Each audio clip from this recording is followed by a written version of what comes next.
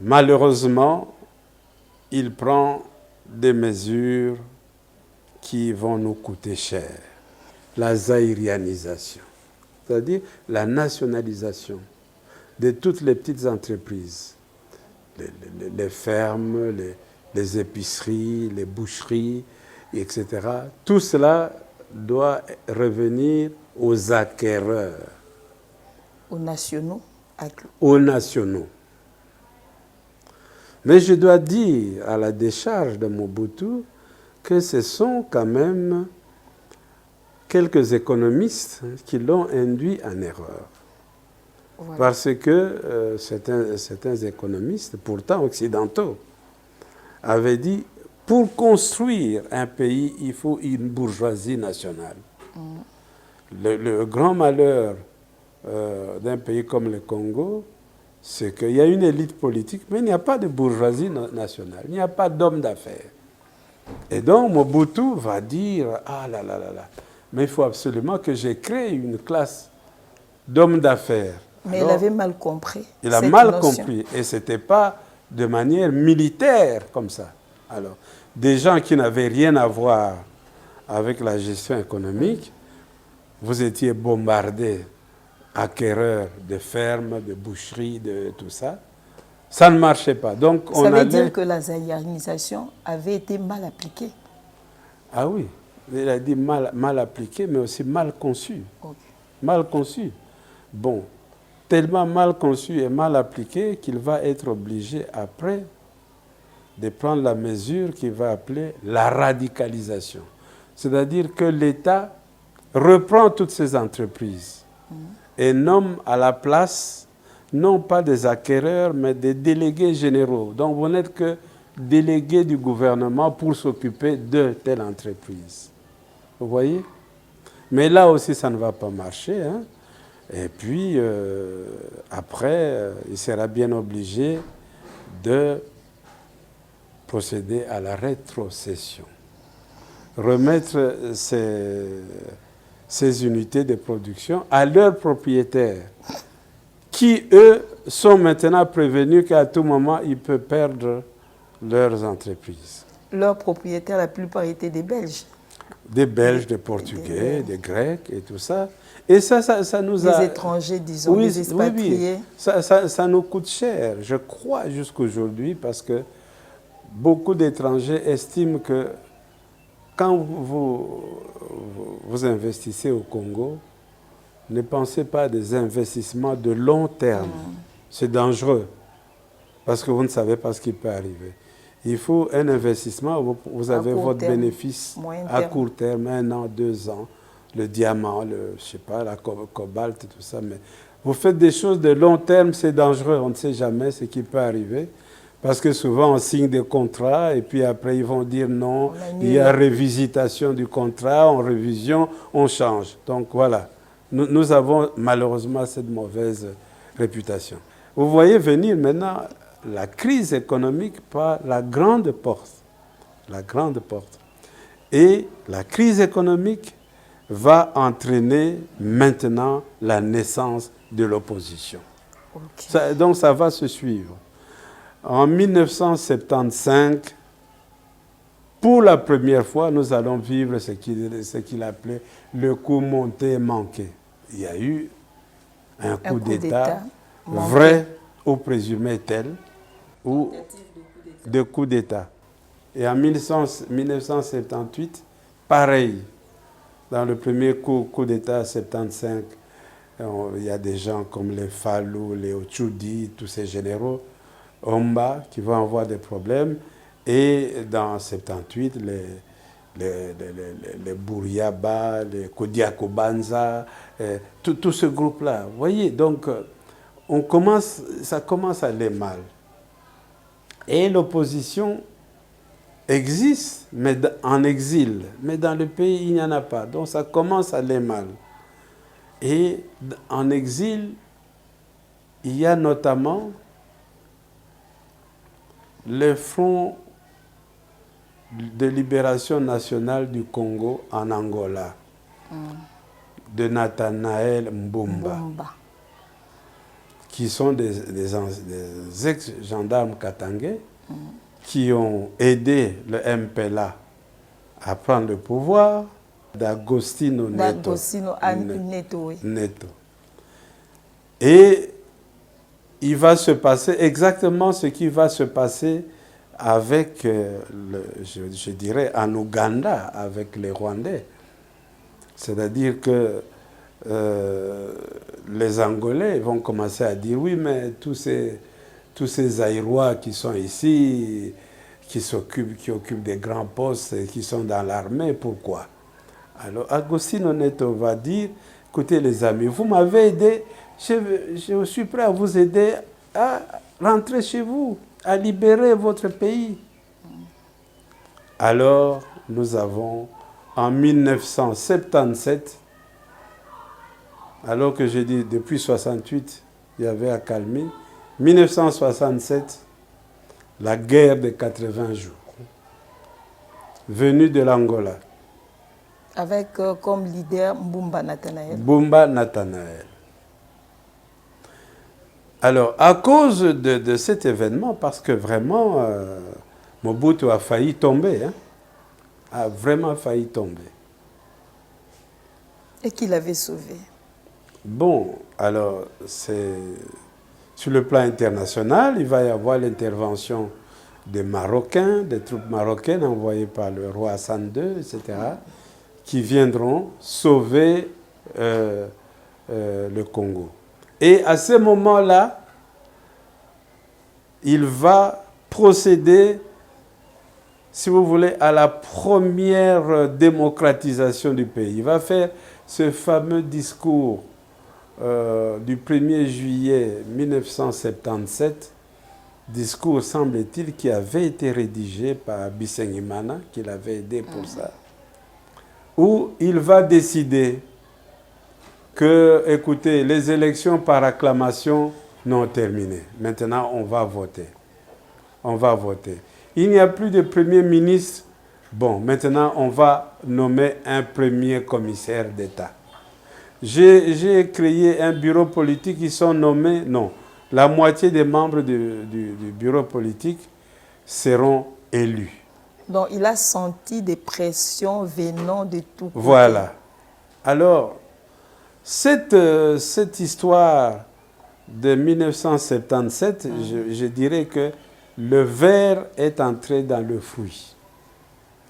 Et il n'arrivera plus jamais à reprendre la main sur l'ensemble. Et cela jusqu'au 24 avril 90. Pourquoi? Parce qu'entre-temps, ce Parlement deviendra un Parlement, alors prenant au sérieux leur rôle. Ils vont commencer à faire des interpellations, notamment du Premier ministre, du Premier commissaire d'État à l'époque, Mpinga Kassenda. Ça va tourner mal.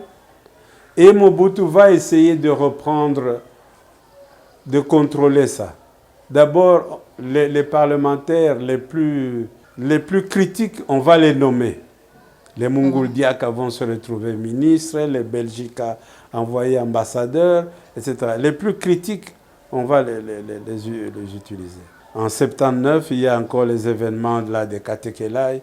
Les commissaires du peuple du Kasaï vont faire le document, ils vont faire la lettre ouverte.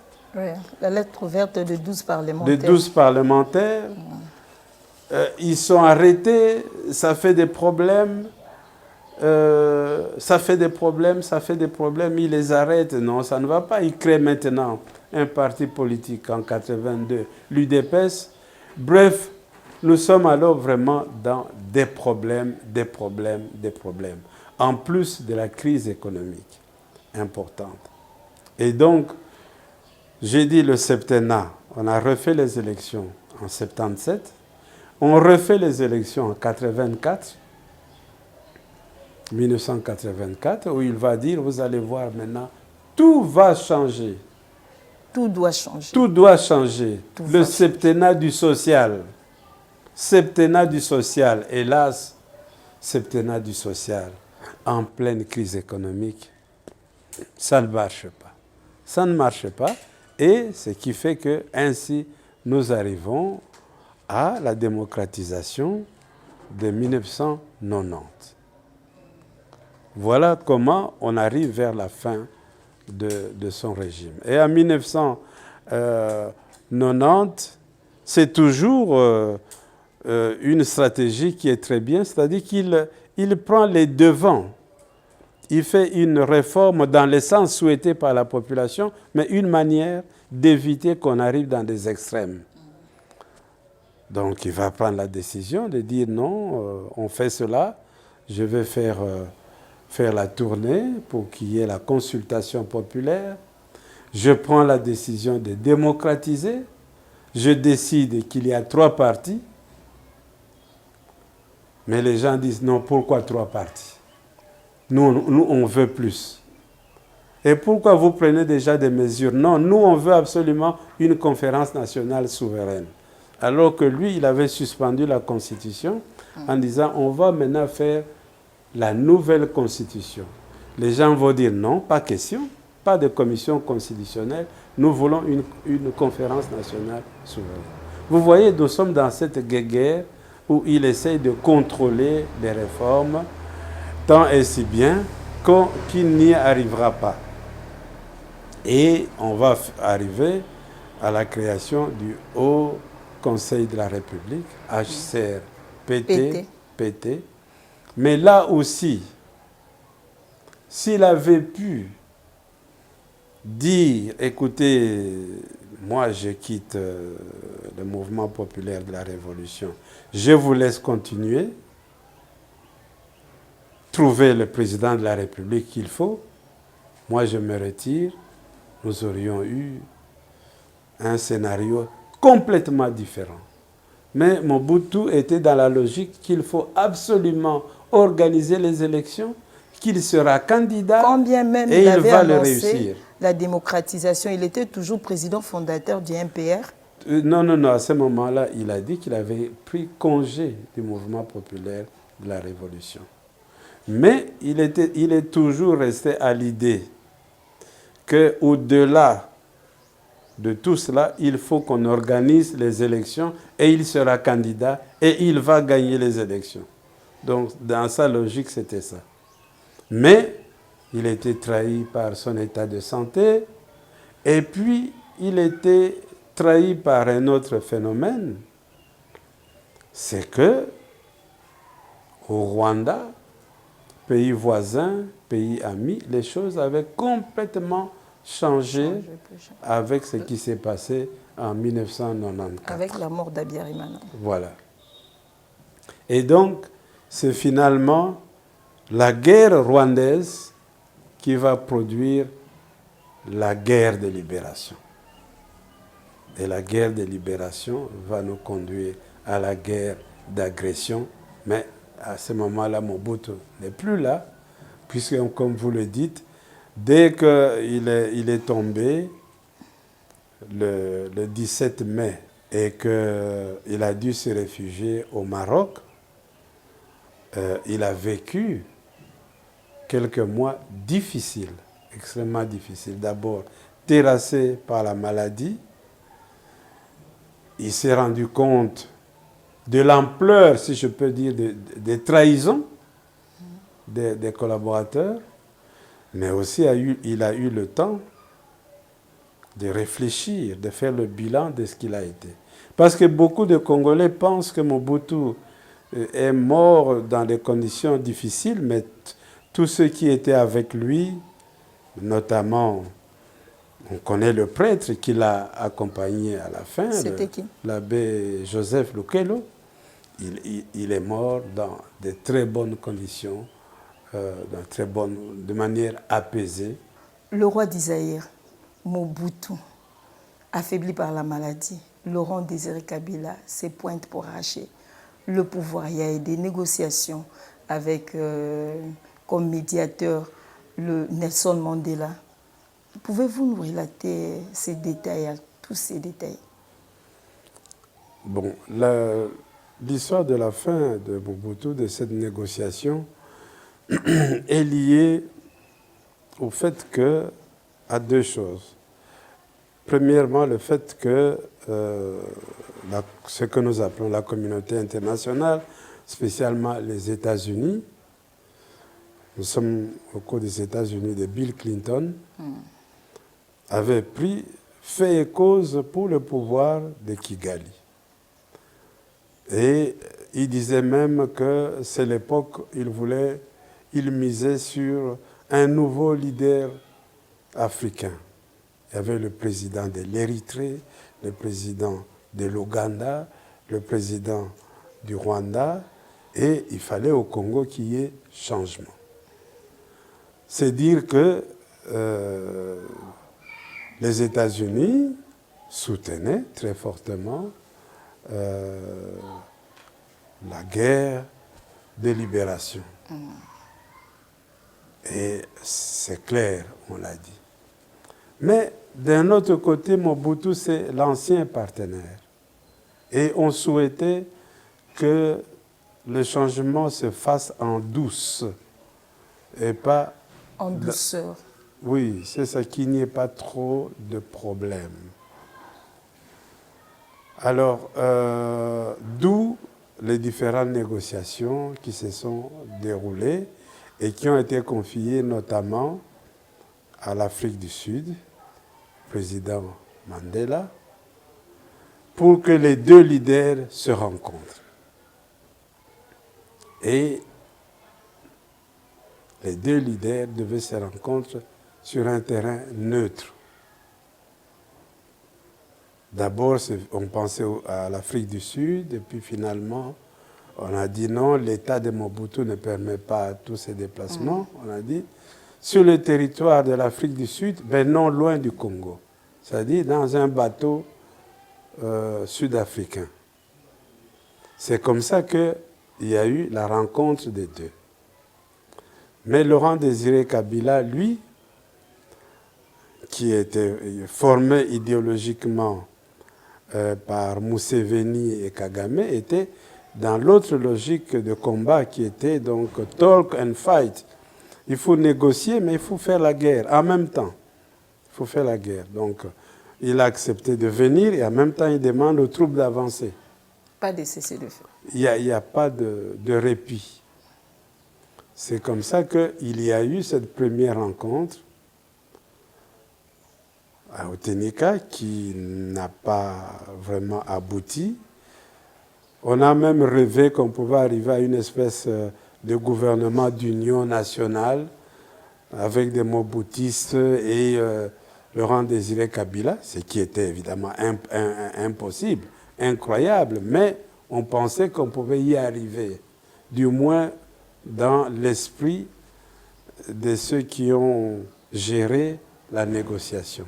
Ce n'était pas possible. Et ce qui fait que lors de la seconde négociation qui devait avoir lieu sur Otenika, Laurent Désiré Kabila n'est même pas arrivé du tout. On l'attendait dans le bateau, il n'est pas arrivé. Il n'est pas arrivé.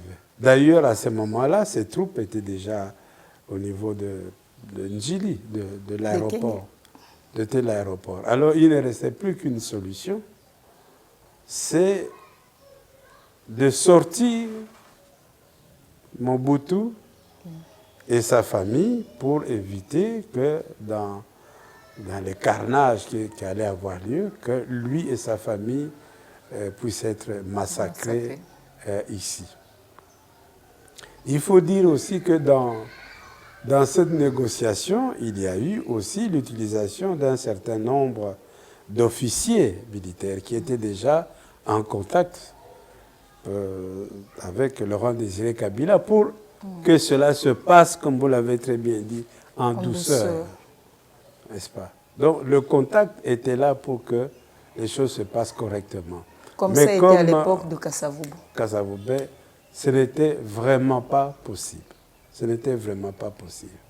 Surtout que, nous le savons, Laurent Désiré lui-même, Kabila lui-même, à ce moment-là, il n'y a pas que lui, il n'y a pas que des Américains, mais il y a aussi ces soldats rwandais avec lui. Donc la négociation n'était pas possible. Voilà pourquoi nous arrivons à cette scène incroyable où on a vu Mobutu le 17 mai Le 16 mai déjà. 1997 dans sa voiture en train de rouler à tombeau ouvert vers l'aéroport, décoller. Quand il a décollé, les autres pouvaient tirer sur l'avion. Ça, c'était le 17 ou bien le 16 mai qu'il a quitté le pays. Le 16 mai vous avez 1997. raison. Parce que les autres n'ont pas voulu tirer sur l'avion. Oui. La consigne, c'est pour bien vous dire que les Occidentaux contrôlaient les deux camps. Voilà. La consigne a été donnée de ne pas tirer sur l'avion, de le laisser partir. Parce que c'est ce qu'on souhaitait, qu'il quitte. Et il est donc parti.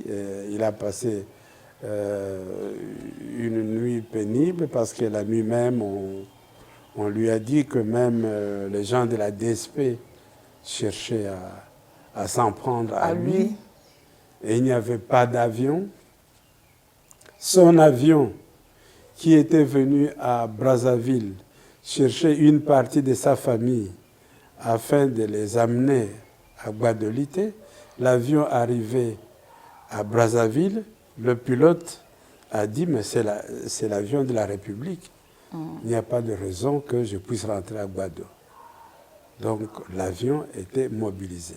Ce qui fait que à Guadeloupe, il n'y avait plus du tout d'avion, sauf un petit avion à Savimbi qui était là.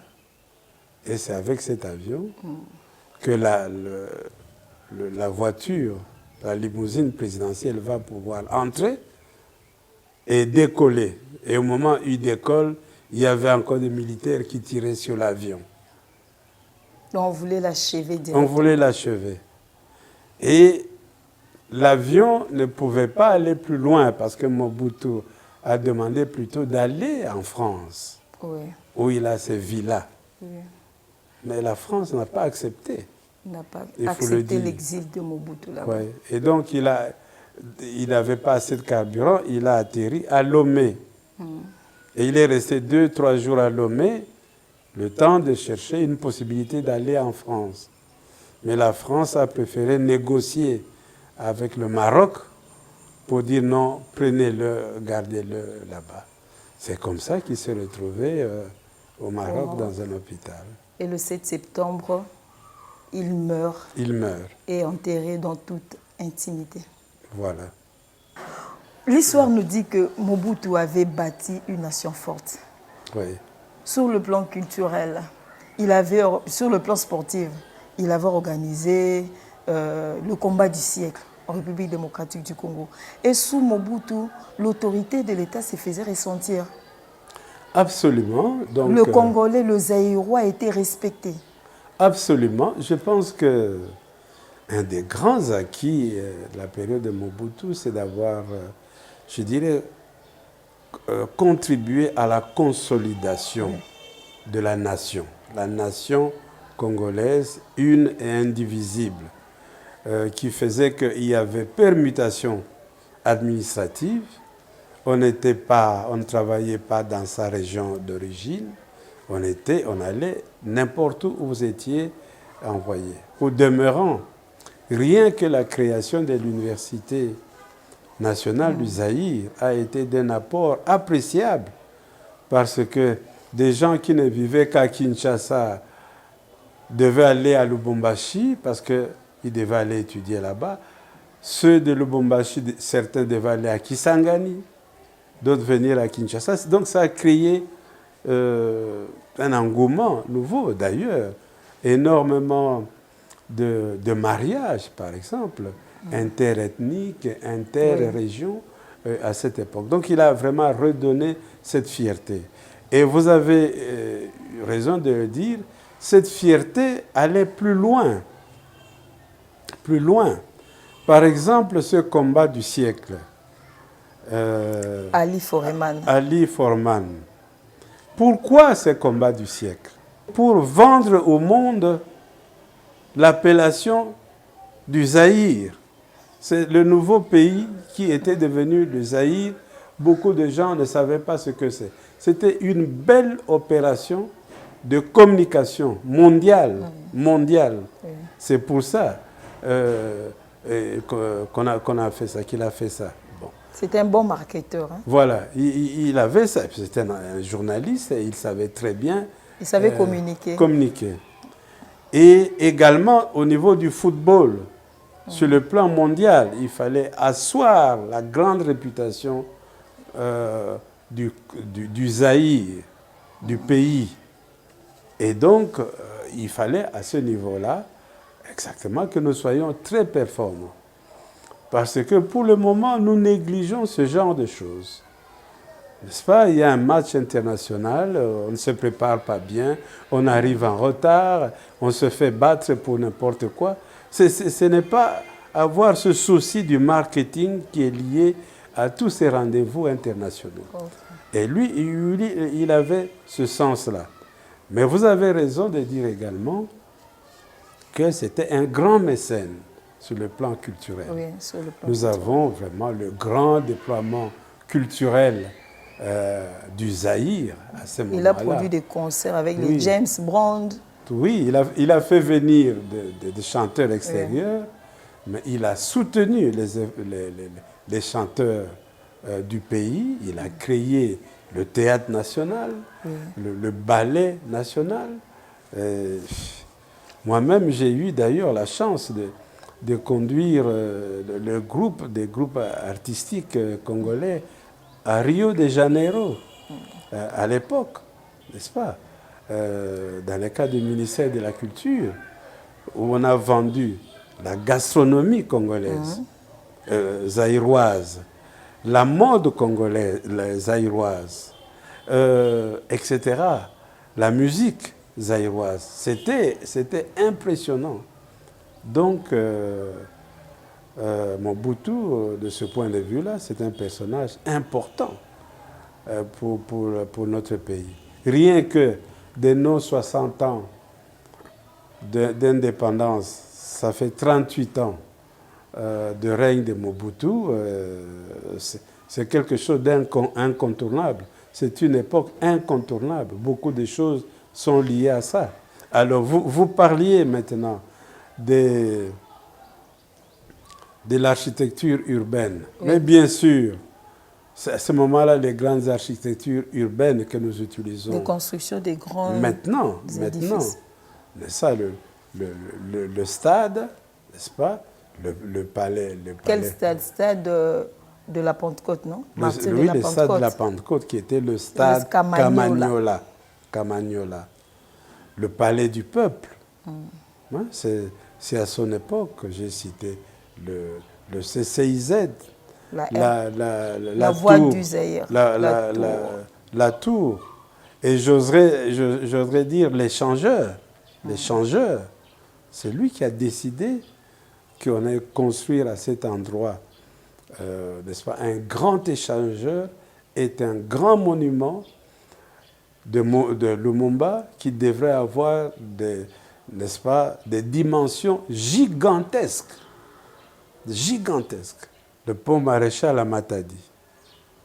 Donc voilà, il a fait beaucoup de choses. Et il est à la base également des changements des noms de nos villes. Des changements des noms des villes. Comment ça? À l'époque, Kisangani, c'était Stanleyville. Oui. Le Luabourg, c'était ça. Donc, ça, c'était avec le recours à l'authenticité. Oui, pour le moment, vous estimez que cela va de soi. Mais ce n'était pas évident. Et ce qu'il faut dire, c'est que certains pays africains l'ont suivi. Par exemple, le président du Tchad s'appelait Tombalbaye François. Il est devenu Tombalbaye Ngarta. Sa capitale s'appelait Fort Lamy. Débaptisé, c'est devenu N'Djamena. Étienne Eyadema, au Togo, n'était plus Étienne, est devenu Nyasibe Eyadema. Son premier ministre, qui s'appelait Édouard Kodjo, est devenu Edem Kodjo. Vous voyez, ça a été suivi en Afrique. Qu'est-ce que la jeunesse congolaise peut-elle retenir de Mobutu? La jeunesse congolaise doit d'abord retenir l'expérience d'un jeune, car Mobutu lui-même était un jeune. Figurez-vous que Mobutu, qui est donc mort le 7 septembre 1997 et qui est né le 14 octobre 1930, est mort dans la soixantaine. Hein? Oui. Dans la soixantaine. Et quand il a commencé ses actions dans l'armée, etc., c'était un personnage qui avait la trentaine. Pour le moment, lorsqu'on a la trentaine, on reste à la maison en train de suivre la télévision. N'est-ce pas? Mais voilà ce qu'il a fait en ayant seulement 30 ans. Tout ce que nous racontons là. C'est d'abord un jeune qui avait un certain idéal et qui a voulu le réaliser. Malheureusement, à un moment donné, comme il n'y avait pas de garde-fou dans le système, ça a un peu déraillé. Mais quand même, il y a des acquis. Ça, c'est important. Mais aussi, je crois qu'il faut renouer avec la quête de la dignité du Zaïrois et du Congolais. Oui. Parce que pour Mobutu, c'était ça le problème. Un Zaïrois doit être digne. Digne. Dans tous les sens du terme. Mobutu avait plusieurs surnoms. L'aigle de Kawele, le timonier, le rassembleur, le léopard du Zaïre. Pourquoi l'aigle de Kawele? Mais tous les prénoms ne proviennent pas de lui. Oui.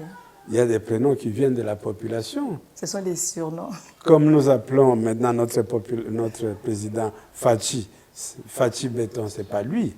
C'est la population, tout ça. Donc, Mobutu, il s'est réclamé de léopard. Je suis le grand léopard. Ça, c'est exact. Alors, après avoir été en Chine et en Corée du Nord, oui, il aimait bien qu'on l'appelle le guide. Le guide. Le guide, oui. Le timonier, parce que ce sont les termes qu'on utilise dans ces pays-là, d'où provenait son inspiration, comme ça, qu'on appelait Kim Il-sung, Mao Tse-tung. Donc il a dit, je suis le guide, je suis le timonier. Bon. Alors, à partir de là, lui a trouvé toutes sortes d'autres appellations, etc. Voilà. Merci, professeur Isidore Ndayuel. Je vous en prie. L'histoire de Mobutu mérite d'être relatée pour pérenniser sa mémoire. Joseph Désiré Mobutu, le maréchal, fut le deuxième président de la République démocratique du Congo. Il fut un rassembleur, un pacificateur. Il a bâti, érigé une nation forte, malheureusement. Son idéologie sur la pensée unique l'avait trahi. Il est mort à Rabat, au Maroc, le 7 septembre 1997. Merci de nous avoir suivis et à très bientôt pour une nouvelle page d'histoire.